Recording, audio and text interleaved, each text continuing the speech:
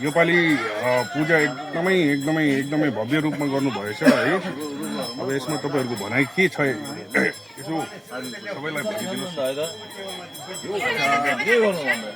आज वैशाखी पूर्णिमा आजको दिनमा नै भगवान गौतम बुद्धको जन्म भएको थियो र यही उपलक्ष्यमा हामी सिलिङपार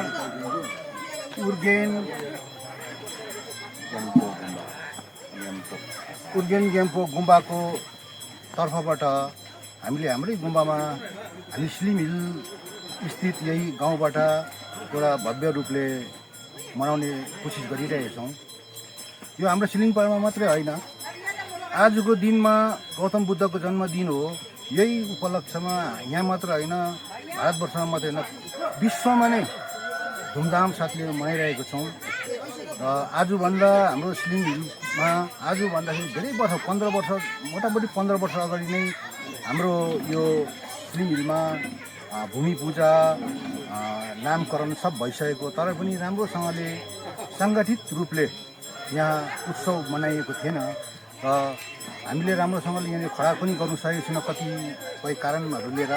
तर अब हाम्रा भाइहरू हाम्रो समस्त सिलिङपारवासीहरूको सहयोग लिएर बनाउने एउटा कम्बर कसिसकेको छौँ र आशा छ यसरी नै हामी हाम्रो भाइहरू सबैको सल्लाह मसौरा लिएर नै हामी गुम्बा बनाउने एउटा कोसिसमा लागिरहेछौँ र आशा छ झट्टैभन्दा झट्टै हामीले यो गुम्बा बनाउने सपना चाहिँ पुरा हुन्छ होला। हाम्रो सपना मात्र होइन, आजभन्दा अघिको हाम्रो आसेङ आनी आमा बाबा नाना जेजोहरूको पनि एउटा सपना थियो कि सिलिङपारमा एउटा गुम्बा बनियोस् है भनेर।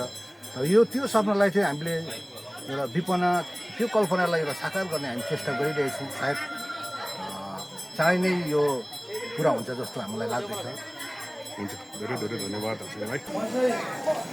हाम्रो चाहिँ यहाँ खाना पिना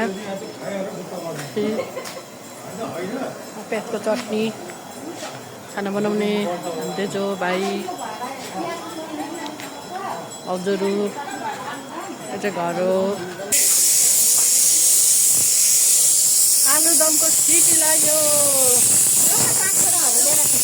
यही छ सबै